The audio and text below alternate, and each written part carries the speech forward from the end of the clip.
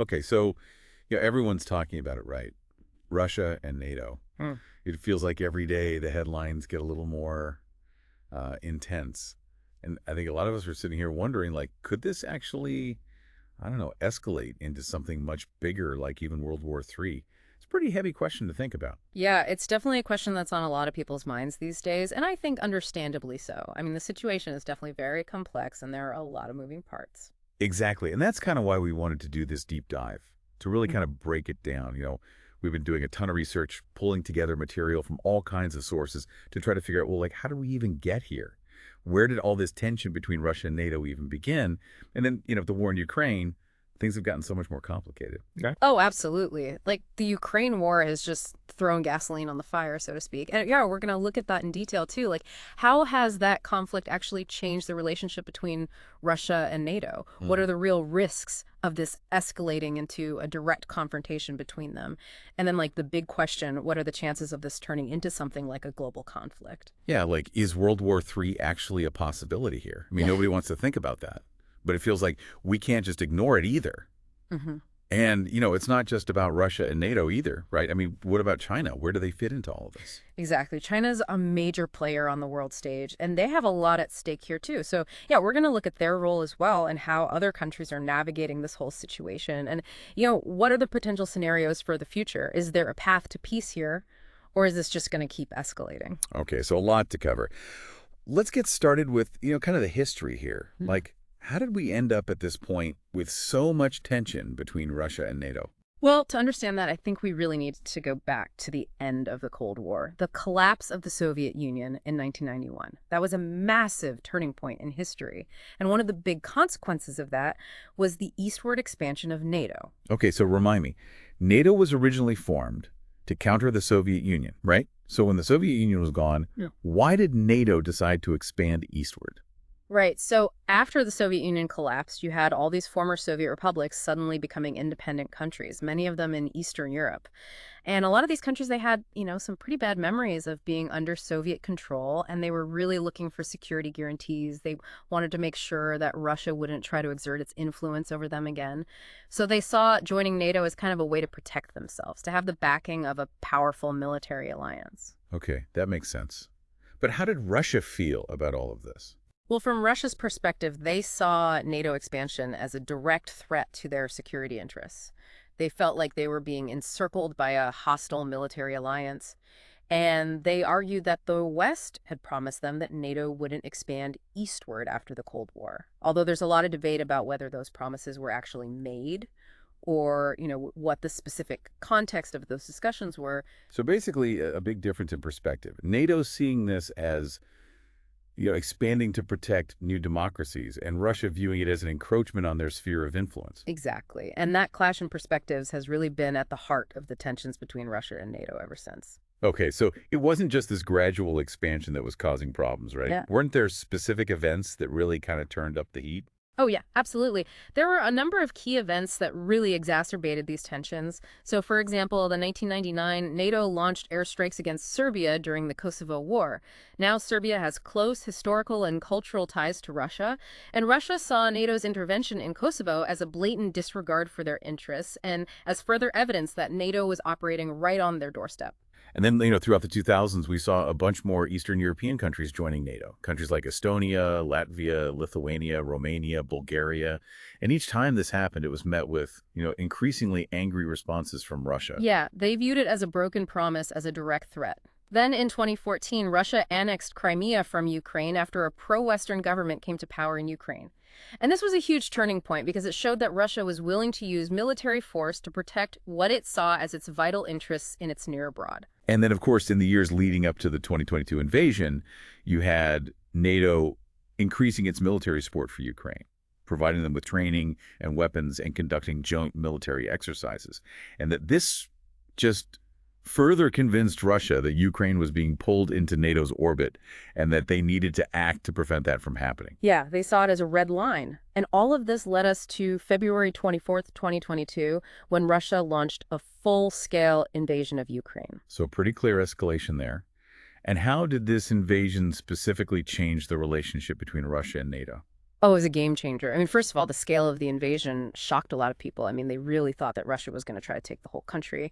And then the ferocity of fighting, the casualties have been really devastating. But perhaps the biggest impact has been the way that NATO has responded. Yeah. I mean, we've seen an unprecedented level of military support for Ukraine from NATO countries, right? Mm. Huge amounts of weapons and equipment, billions of dollars in aid. Yeah. And then, on top of that, you had Finland and Sweden both deciding to apply for NATO membership. Right.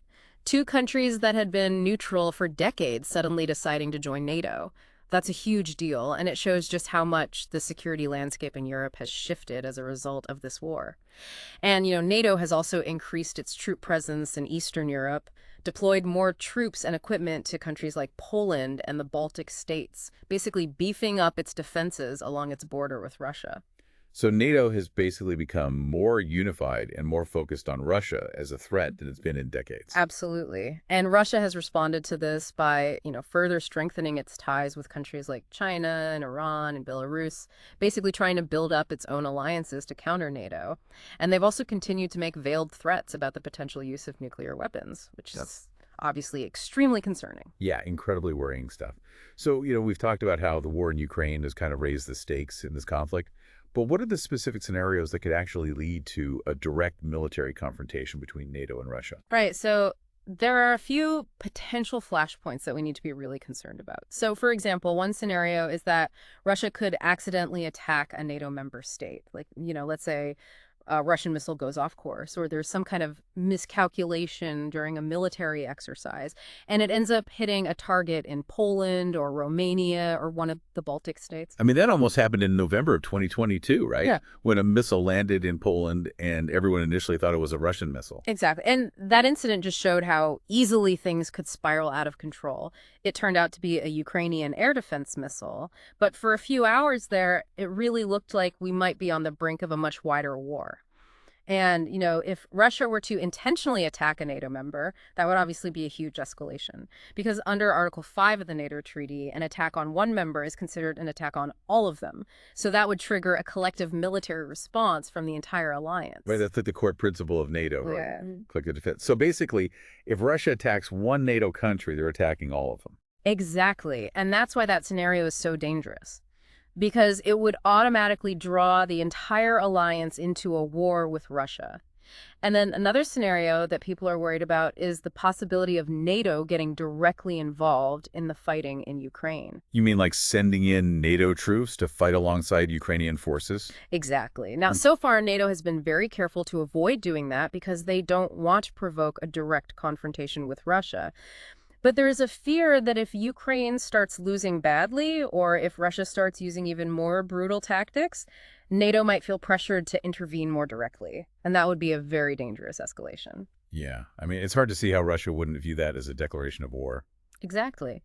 And then, of course, there's the nuclear question. Russia has repeatedly threatened to use nuclear weapons if it feels like its existence is threatened. And while most experts believe that Russia is unlikely to actually use nukes unless it's facing an existential threat, the fact that they're even talking about it is incredibly worrying because it just shows how high the stakes are in this conflict. Yeah. And even if they don't use strategic nuclear weapons, like the kind that could wipe out entire cities, even the use of tactical nuclear weapons on the battlefield would be absolutely horrific. Absolutely. It would be a game changer, and it would have devastating consequences both for the people in the region and for the global environment. Okay, so a lot of really scary scenarios there. Yeah. But the big question is, how likely is this to actually escalate into a full-blown World War III? Like, what are the factors that make that more or less likely? Yeah. That's the million-dollar question, isn't it? And it's hard to say for sure, but there are some reasons to think that a global war is still unlikely at this point. So, for example, one of the biggest deterrents is nuclear weapons. I mean, both Russia and NATO have massive nuclear arsenals, and everyone understands that a full-scale nuclear war would be suicidal. It would result in the destruction of both sides and potentially the end of civilization as we know it. So basically, the fear of mutually assured destruction is acting as a kind of brake on escalation. Exactly. Nobody wants to start a war that they know they can't win. And then, beyond the nuclear issue, there's also the fact that Russia and the West are still economically interconnected. I mean, they trade with each other, they invest in each other's economies. And a major war would be incredibly damaging to both sides economically. So there's a strong economic incentive to avoid that. Right. It's not like the Cold War, where the Soviet Union and the West were basically operating in separate economic systems. Exactly. The world is much more globalized now. And then another factor is that even though there's a lot of public hostility between Russia and the West, there are still channels of communication open behind the scenes. Like diplomats and military leaders are still talking to each other, trying to avoid misunderstandings and to keep things from spiraling out of control. So that's somewhat reassuring. But on the other hand, there are also a lot of reasons to be worried about the possibility of escalation. Oh, absolutely. I mean, for one thing, the risk of an accident or miscalculation is still very real, as we saw with the missile incident in Poland. And, you also have to factor in the possibility of political pressure within both Russia and the West pushing for more aggressive action. Like, you have hardliners on both sides who want to see their side win at all costs and who might be willing to take bigger risks to achieve that. And then you also have the fact that both sides are continuing to build up their military forces in the region, which, just creates a more dangerous and unstable environment where things could escalate more easily. Exactly. And I think another really worrying factor is the breakdown of trust between Russia and the West. I mean, years of mistrust and animosity have made it much harder for them to communicate effectively and to understand each other's intentions. And that just increases the risk of miscalculation and escalation. Okay, so definitely a mixed bag there. Some reasons for cautious optimism, but also some really serious reasons for concern. And, it's not just about Russia and NATO either, right? Wow. You mentioned China earlier. What role are they playing in all of this? Right. So China's in a really interesting position here. On the one hand, they have a strategic partnership with Russia. They share a common interest in pushing back against what they see as Western dominance in the world. And China has been providing some economic support to Russia since the start of the war. Like they've increased their purchases of Russian oil and gas, which has helped to offset some of the impact of Western sanctions. But they haven't provided any direct military support, right? No, not yet anyway. Okay. And that's probably because they're trying to avoid getting dragged into the conflict themselves. I mean, they don't want to risk getting hit with Western sanctions, which could really hurt their economy. But at the same time, they also don't want to see Russia completely defeated because that would weaken their own position in the world. So it's a delicate balancing act for them. Absolutely. And, there's a lot of speculation about what China might do if the conflict escalates further. Like some people think that they might see an opportunity to take advantage of the situation and, maybe make a move on Taiwan or something like that. Wow, that would be a huge escalation. Yeah, it would be a complete game changer. But for now, they seem to be trying to stay on the sidelines as much as possible. And, it's not just China either. Other countries around the world are also trying to figure out how to navigate this situation. Like India and Brazil, for example. Exactly. They have close ties with both Russia and the West, and they're trying to avoid taking sides. They're basically putting their own national interests first. And, this conflict is really highlighting the fact that the world is becoming increasingly multipolar, like the old Cold War dynamic, whereas basically the U.S. and its allies versus the Soviet Union and its allies, that's no longer the reality. Right. The global power structure is much more complex now. Exactly. And that makes it even harder to predict how things are going to play out in the future. So speaking of the future, what are some of the possible scenarios that our sources have outlined? Well, one scenario is that the war in Ukraine eventually ends in some kind of negotiated settlement. Maybe a ceasefire or a peace agreement that both sides can live with. But is that even realistic at this point? I mean, both sides seem pretty dug in. Yeah, it would definitely be difficult to achieve. But, wars don't last forever. Eventually, both sides get tired of fighting and they start looking for a way out. And there have been some hints that both Russia and Ukraine might be open to negotiations at some point. Okay, so that's one possibility. What else? Another possibility is that the war drags on for years, potentially even decades, becoming a kind of frozen conflict like we've seen in other parts of the world. So basically a stalemate where neither side can win, but neither side is willing to give up either. Exactly. And that would obviously be a very bad outcome for Ukraine because it would mean continued suffering and instability for their people. But it would also be a risk for NATO because it would mean having to maintain a high level of military readiness in Eastern Europe for the foreseeable future, which would be costly and could lead to further tensions with Russia. Okay, so that's not a great scenario either.